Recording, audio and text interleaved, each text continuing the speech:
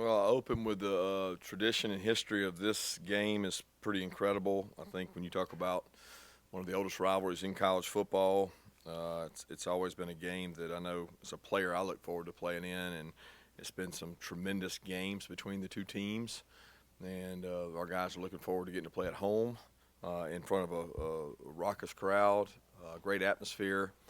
I'm expecting our fans to turn out and give us an electric atmosphere to play in against a good Auburn football team. Raise your hand. Coach, have you found out any more about Jalen Carter's knee? And do you expect that play that will get reviewed, that his knee was injured on by the SEC office, considering it looked like a textbook illegal chop block? I talked to the official during the play. I mean, he felt comfortable about what the play was. We talked about it before the game. They have a lot of backside cuts. Auburn, a lot of teams use the same method. So hopeful, that we can keep our players safe, do what's within the limits of the game and the rules. But that's not for me to decide, to be honest with you. But Jalen's going to be a week or two. Not sure it's MCL like expected. We don't know how long it's going to be, but it doesn't look good for this week. Kirby, looking at Auburn, it seems like they were able to generate offense with Robby Ashford, their quarterback, allowing him to kind of be creative when they've been able to make big plays. What stands out to you about Robby and what he's been able to do at quarterback? Well, it's a young man we recruited, and he came over and visited us several times. He's a tremendous athlete. I mean, Coach BMAC had him at Oregon when he was there, and just talked about how phenomenal an athlete he is. He worked out with the receivers and athletes, didn't even work out with the quarterbacks during a lot of their conditioning program, and you see it on tape. He is really special in terms of twitch, being elusive. His best plays sometimes are plays that end up being broken plays, and the guy can take off and really hurt you. He can beat you with his arm, especially on scrambles. They had a huge play last week off of a scramble play. So, being disciplined in your rush lanes, being disciplined in your coverage responsibilities when a quarterback scrambles will probably happen more often this week than most weeks just because of the athlete he is. Coach, being 5 games in and, got some guys now banged up, how do you go about helping guys get their legs back under them, so to speak, but at the same time keeping your practice intensity and tempo up like you want it to be? Well, that's the off season. We lift and run, work out. We train all summer for this stretch run, and I thought our guys were in really good shape in the fourth quarter. The conditioning is different than the physicality, right? There's bumps and bruises from contact, and then there's conditioning. You certainly hope your team has the right conditioning level, because you don't fix that in season. You've got to have a good conditioning level to play in the fourth quarter, which I think we have. The physicality part, you can obviously tone down how much you hit, but you do that at the cost of not being as physical as you want to be. Yeah, Kirby, kind of on the physicality front, after watching the tape, what do you think about how the run game did on Saturday? And you mentioned after the game that y'all went to some gap plays in the second half. Is that something you think y'all maybe discovered some? Is that something you could maybe go to more going forward and have success in the run game? Well, we run gap plays in every game. So if you look at the game, you see that we have every team does. Nobody really plays football anymore with just one run. There's a lot of multiple runs in there. And you can have so many runs that you can't run them all, right? The idea is to have the right ones and execute them well and do things well. But, the tape showed what we talked about the other night. We just didn't play real well up front. They had a lot of momentum, and we got to do a better job. We got to do a better job preparing our guys, but we also got to do a better job in game of making good decisions and putting ourselves in a situation to be successful, or more successful at least. Kirby, following up on the Jalen situation or play, and then a different topic. Do you think it was a chop block on that play? And then I want to ask about Robert Beal. He came on last season with a lot of sacks at the end. I don't think he has any this year. What are you seeing in terms of his ability to get to the quarterback? Well, Robert's done a great job. He had one of the best plays in the game the other night on a goal line play where they almost scored. We ended up holding him to a field goal. He's playing really physical, playing more snaps. He had more opportunities last year. Again, sacks are a number that statistics look at, but we don't sit there and say you don't get a lot of opportunities.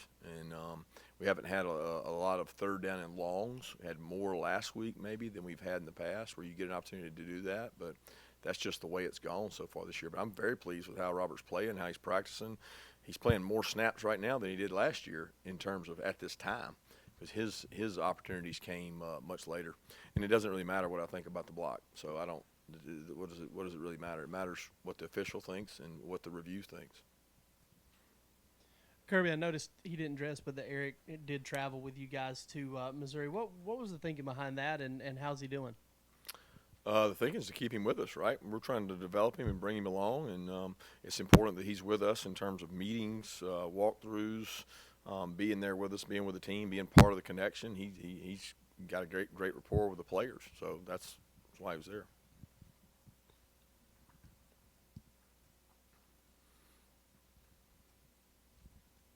Kirby, we talked after the game Saturday just about the second half and the way you guys finished.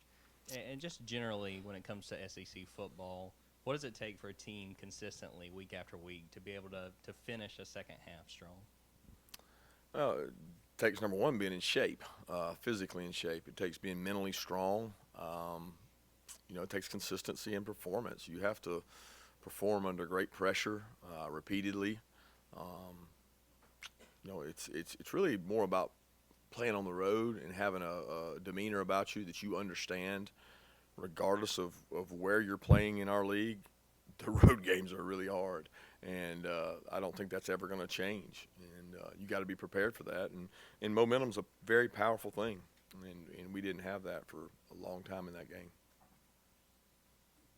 The way the last couple of weeks have gone, how do you kind of balance?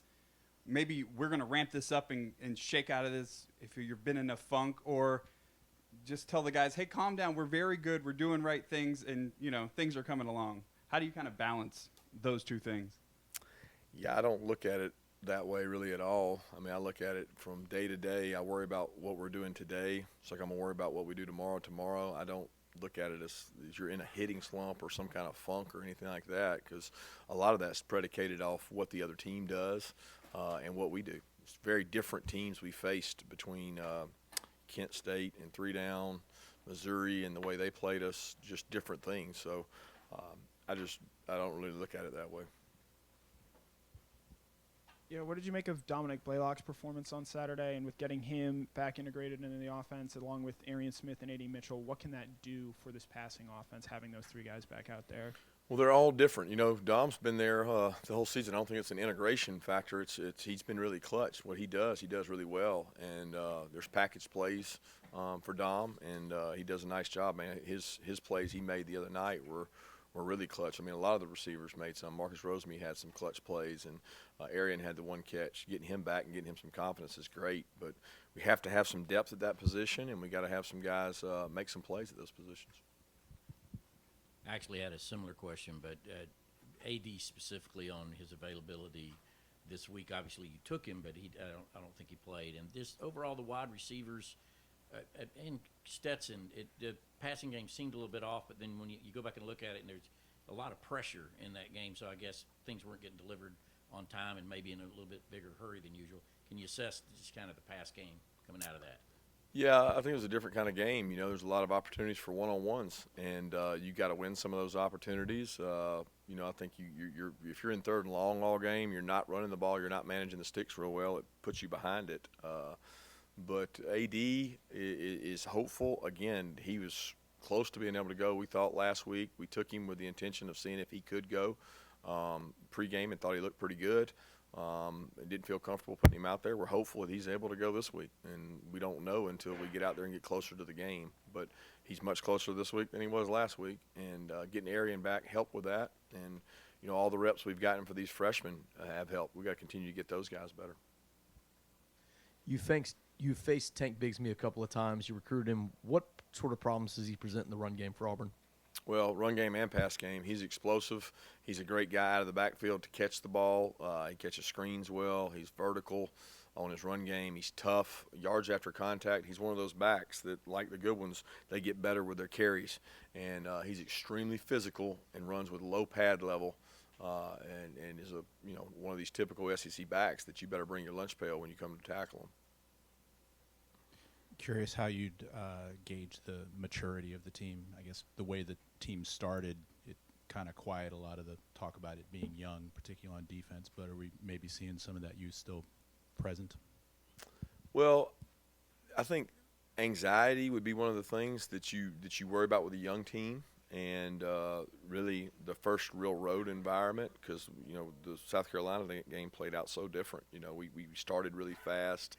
I guess we were up 14-0, 21-0 pretty quick, and the crowd really never got into the game, took them out of the game. We didn't do that the other night, and so some of those youthful anxiety, guys playing in that kind of atmosphere for the first time, where a team, like last year's team, they would have played in that a bunch of times.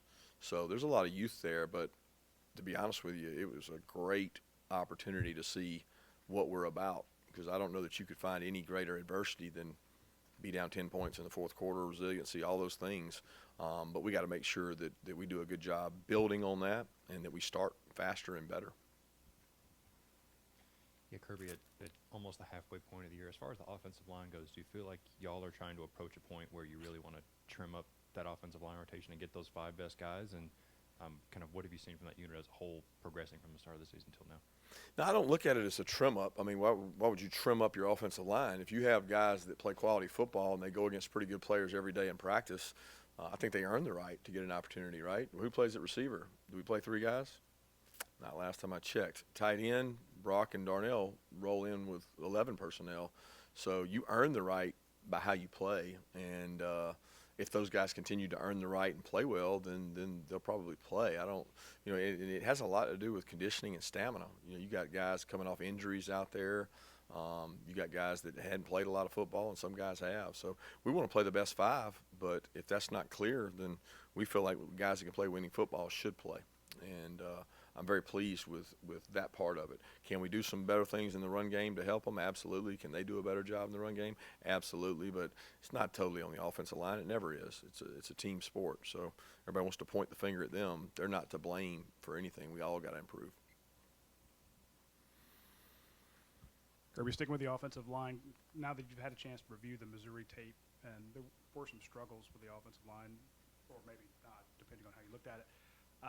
Was that more of a scheme issue or an execution issue? Because you didn't seem very happy after the game with them. And second question, can you tell us about your inside linebackers, Dumas-Johnson and Mondon, their health and availability? First one, Smiles got an ankle sprain, but we think he'll be fine. He came back in the game and played and finished out the game. Pop seems good. He seems fine. I don't think there's anything there. I mean, I'll find out today, but nothing that I'm aware of. And then on the offensive line, it's not a lack of execution or scheme thing. I mean, they didn't play anything different than they had. It's physicality, it's winning up front, and it's more than that. It's giving them an opportunity to be successful. And sometimes that falls on me as a coach, on us as coaches, not just on them. So it's not a lack of execution. Sometimes you get whipped, and sometimes we got whipped, and sometimes we didn't. And when you didn't, you got to capitalize. There's still some big runs in there, and then we fumbled the ball on a big run. We had big runs in the fourth quarter. The offensive line, you could say, didn't allow them to get the ball back. So that was a very big positive when they had every guy on their team in the box. And we blocked them and got first down. So there's a lot of positives with that, and we'll draw on the ability to come back from that.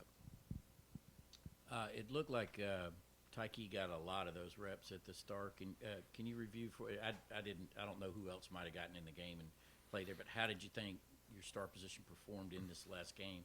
And Javon Bullard, what's his status?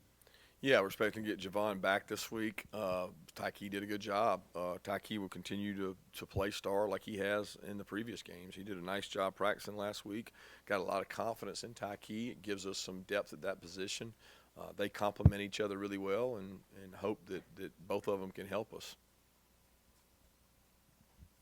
Kirby, Wisconsin and Colorado fired their coaches yesterday, October 2nd. As one of the more prominent coaches in the game, what do you make of the trend of programs or schools pulling the plug so early in the season on coaches? Yeah, it's unfortunate. It's become much more nature of the beast for our profession with the salaries and television contracts and the amount of money that people make. The expectations go up, and administration makes decisions much quicker, and that's their right to do it. It's not necessarily the best thing for our profession, but it comes with the territory. I don't think any one of those coaches would tell you that that they didn't understand that. They didn't know that getting into it. But they would also tell you that they didn't get into it for the amount of money they make either, because it's for a lot of us, it's not about the money. It's about the opportunity to be around young people, coach them, pull them in the right direction, and we all know what's at stake with these administrations and with the nature of the beast in college football right now. Kirby, I don't know how big a deal it was, but Jalen and some other guys, John with some Missouri guys before the game, and there was some stuff after the game. Is there anything to those things? All I worry about is our guys' behavior, and we don't want to represent that at all. I think we've done a really good job here at Georgia of representing our university the right way. We play with our helmets, and we don't talk to the other team. And I'm disappointed in any player that would talk to somebody on the other team, and we don't condone it. So something that we get to get fixed. And some teams you play do that more than others, and some teams are from the same line of thinking as yourself in terms of not talking after plays and not talking before games. I'm not saying that Missouri is. I am saying that I'm worried about how our guys behave, and that's not what we want. Yeah, hey, Kirby, obviously his athletic ability plays into this, but with Malaki Starks and the plays that he's been able to make so far in his career, what about his sort of mental in-between-the-ears ability has allowed him to do that for this team? Well, his mental in between his ears gets him lined up, makes the checks, and helps him make decisions. I think his athleticism gives him confidence to be able to make plays, but I don't really know exactly what you're asking there. I mean, his mental intuition is what gets him on the field to be able to get out there, but his athleticism is what separates him from maybe the other players. Kirby, Auburn's defense is coming off what was a really strong game statistically. Just what stands out to you about their defense as a whole so far this season? They're fast, they're physical, playing really hard, 2 elite edge guys, some athletic linebackers. They play really, really hard. I mean, just call it what it is. They scratch off and play with confidence. They're flying around. I mean, I know almost every single player on that defense, and they're good football players.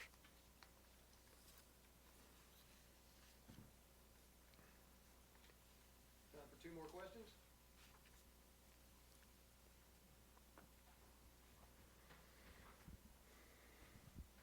We saw a lot more, maybe more, but we saw Darnell Washington with the ball a lot in his hands. Can you talk about his development since maybe the first game? Well, since he got here, he's matured so much. He's taken ownership in his role on the team. He's a great ball in the air guy. He's an exceptional blocker. He's taken on his role in terms of displacement and movement on the perimeter, run game blocking, play action, vertical passing. He's really just a better football player because he's bought into being in shape. He's bought into playing with toughness. He's bought into the team, and he's helped himself tremendously in terms of our team helping us, being a guy that can go get balls, especially if you maybe are struggling outside. This guy can go make plays on the ball in the air, and I thought he showed that and probably had his best game of his career on Saturday night when we needed him most. Lewis Cine suffered a season-ending injury yesterday in the game against London. Have you gotten to reach out to any of his friends and family or him and see how he's doing? Yeah, I reached out to him yesterday. I did not hear back. Obviously, I think he was going to go into surgery and was staying back behind the team. But, sickening to see, and it's a guy that I felt like I was so close to. Certainly hurt me to see that, and you don't wish that upon anybody. Some of those injuries are part of the game, but it's just so sad. Such a great kid. He'll bounce back from it.